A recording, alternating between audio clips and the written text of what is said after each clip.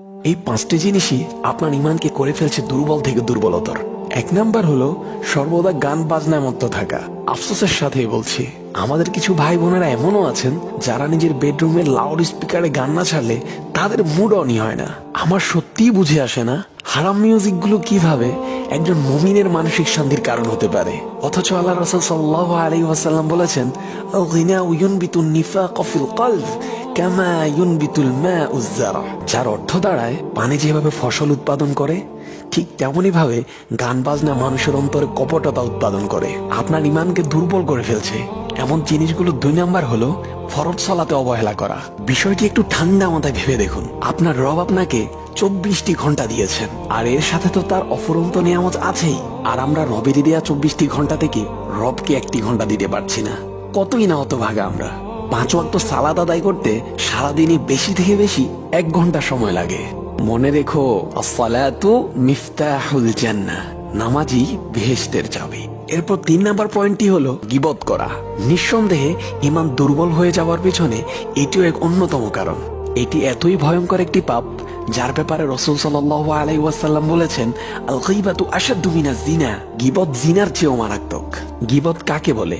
রাসূল সাল্লাল্লাহু আলাইহি ওয়াসাল্লাম গীবতের সংজ্ঞা করতে গিয়ে বলেন, তোমার ভাইয়ের পিছনে তুমি এমন কোন সত্য কথা বলা যা সে অপছন্দ করবে, এটাই হলো গীবত। আর যদি মিথ্যা বলো তা অপবাদ, যার পরিণতি গীবতের চাইতেও ভয়ঙ্কর। গীবতের সংজ্ঞাটি যদি আপনার বুঝে না আসে, তাহলে সংজ্ঞাটি আবারও শোনার অনুরোধ রইল। কারণ আমরা অনেকেই আছি যারা না বুঝে গীবত করে ফেলি, অর্থাৎ মৃত ভাইয়ের মাংস খেয়ে ফেলি। নাউযু বিল্লাহি মিন যালিক। 4 নাম্বার যে পয়েন্টটি আপনার ইমানকে দুর্বল করে ফেলছে তা হলো জ্ঞান অনুসন্ধান না করা, অর্থাৎ ধর্মীয় জ্ঞান অর্জন না করা।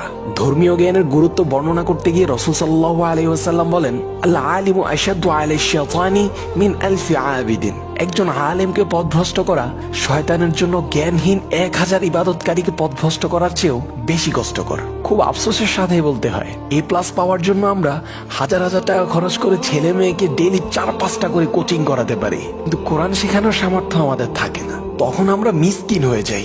5 নাম্বার যে বিষয়টি আপনার ইমানকে দুর্বল করে দিচ্ছে তা হলো সময়ের অপচয় করা। এ ব্যাপারে রাসূল সাল্লাল্লাহু আলাইহি ওয়াসাল্লাম বলেন, কিয়ামতের দিন 4টি প্রশ্নের উত্তর দেয়া ছাড়া কেউই সেখান থেকে নড়তে পারবে না।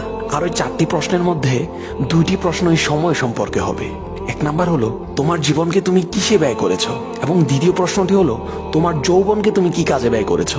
পারবেন তো এই 2টি প্রশ্নের উত্তর রবকে একদম ঠিকঠাক ভাবে বুঝিয়ে দিতে?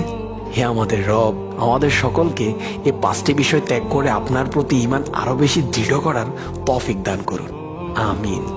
আজও আপনার জন্য একটি ইসলামিক অসাধারণ প্রশ্ন নিয়ে এসেছি। সঠিক উত্তরদাতা পেয়ে যাবেন আমার পক্ষ থেকে তারাডিতে ফ্রি প্রমোট। প্রশ্নটি হলো, রাসূল সাল্লাল্লাহু আলাইহি ওয়াসাল্লামের মেয়ে হযরত ফাতেমা রাদিয়াল্লাহু তাআলা আনহা আমাদের কি হবেন? 4টি অপশন দিয়ে দিচ্ছি। 1 নাম্বার খালা, 2 নাম্বার মা, 3 নাম্বার বোন, 4 নাম্বার দাদি। সঠিক উত্তরটি জানা থাকলে দেরি কিসের? কমেন্ট বক্সে এখনই লিখে ফেলুন আর নিয়ে যান